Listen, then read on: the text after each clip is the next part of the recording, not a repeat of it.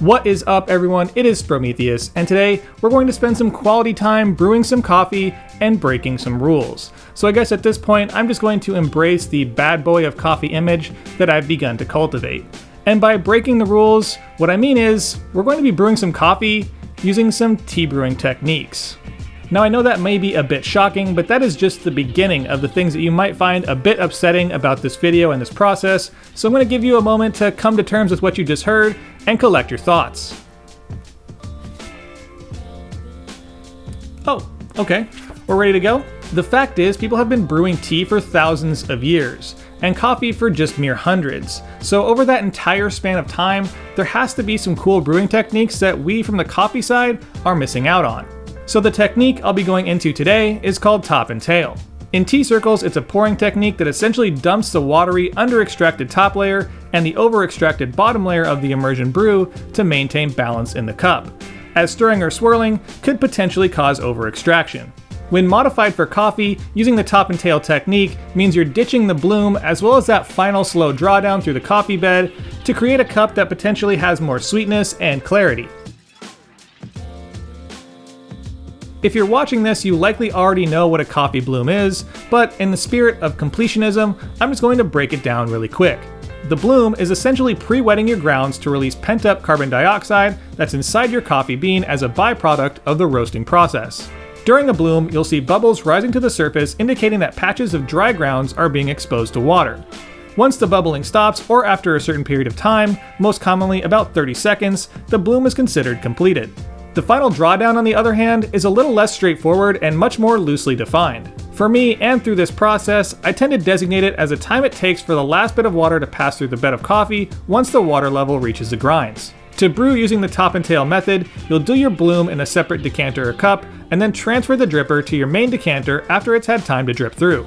From there, it's as simple as just going through your normal brew routine, using whatever recipe or method you like, including whatever dripper you're using, even immersion drippers like the Clever. Finally, once all of your brew water is in, remove the dripper as the water level reaches the coffee bed, and the resulting product is your top and tail brew. The results of this brew method should create a cup that is brighter, but also has a lot more clarity. I also found that most coffees I used, especially the lighter, more fruity and floral forward roasts, also resulted in a sweeter cup. The resulting cup will also end up being more tea-like, which in my mind means it'll have a lower body and texture. And I think that's a result of ditching the bloom, at least that's what my smooth brain has come up with. In my theory, this is because the bloom is the first pass of water through the coffee bed, which means it would likely extract a lot of those super fine particles and other more easily extracted bits. And this theory seems to be corroborated by actually tasting the bloom on its own, which is heavier and darker and tends to have quite a bit more texture than the resulting final cup, even including the bloom. Which when you think about it is not unlike the heart of an espresso, which is the first few drops that are very dark and syrupy. The resulting flavor effects of removing the dripper during its final drawdown aren't quite as obvious. Like most filter coffee methods, the act of pouring water and draining coffee will result in fines migrating downwards, and this will slowly clog up the exit and will slow your drawdown in the final minute to 30 seconds of your brew. This slowdown during that final 30 seconds to 1 minute can potentially cause those last drops to be over-extracted, and it could potentially negatively affect the outcome of your brew. So ditching your dripper as soon as the water level hits the bed can avoid any of that possible flavor pollution. Of course, one thing of note is that the clarity that results through the top and tail brew method is a direct result of a lower extraction percentage. Removing some of the solids from the bloom and some from the longer contact time of the final drawdown means less solubles in the brew overall. Through my experiments with the top and tail method, there was about a 3% loss on average, with these brews hitting around 17% with their extraction yields. But I've said it before and I'll say it again, the extraction percentage isn't the end-all be-all of the cup, and let your taste buds be the judge. So in the current landscape of specialty coffee, third wave coffee, or whatever we want to call this group that we're in, there's a lot of exaggeration and hyperbole about people's brew recipes and ideas. And everybody wants to say that their recipe is the best or their technique is the most effective, but that's just not where I'm coming from.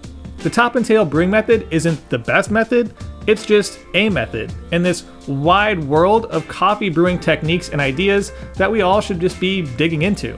Personally, I wouldn't do it all the time, But through my whole time doing this and trying out this method, I had a lot of really great, fragrant, sweet, and delicious cups, especially like I said with those lighter floral or fruit-forward coffees. With that said, I think it's time to wrap this one up, but if you have the time, definitely give Top and Tail Brewing a try and report back. I'd love to hear your thoughts on this brew method in the comments down below, and of course, as always, I'll see you next week. And of course, a big thank you to my February Patreons, Ads, Jacob P, David W, Christopher, Squeegee, Roe, Brian, Lisa, Obo, Andre, Sean, Noel, Spookus, Mika, Samantha, Bound Coffee, Claire, Stephen, James K, Josh, Andrew Horrison, Corey C. Curry, Jeff Roth, Joey N, Thomas B, UK Espresso, RD, Tim, Ninja Warrior Coffee, Home Barista Coach, Testing 123, Jason C, Jerry, Matt, Zachary V, Tyler F, Robert Underdunk, Jeffrey R, BJK Cafe, Chris M, Daniel P, Mike B, Brian M, Brandon B, Tyler M, Sebastian, Matthew C, JRC, Absolute, and Stephen G. And of course, a big thank you to the barista and barback tiers. If you want any information on my Patreon, there's a link in the description and in the upper right hand corner right now. And of course, thank you for watching. Don't forget to like, share, and subscribe. Hit that little bell button for notifications of new videos posted every Friday. Follow my Instagram at Sprometheus for content throughout the week, my blog at Sprometheus.com, my coffee at littlegiant.coffee, and as always, stay caffeinated. Pony Boy.